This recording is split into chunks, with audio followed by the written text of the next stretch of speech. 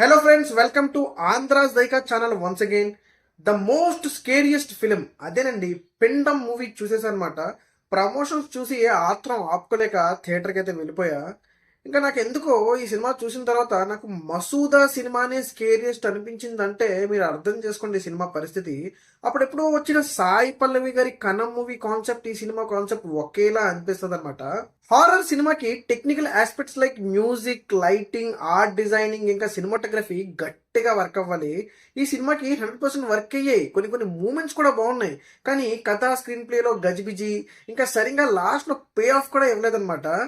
ఒక character correct అవ్వాలంటే దానికి ఒక మోటివ్ కావాలన్నమాట. అదే ఈ సినిమాలో మిస్సింగ్.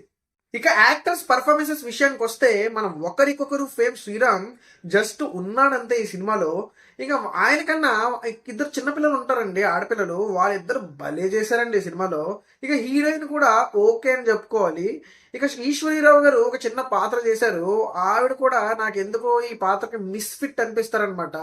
ఓవరాల్ గా పిండం మనకు ఒక చిన్నపాటి గండం, మేకర్స్ కి ఒక పెద్ద దండం.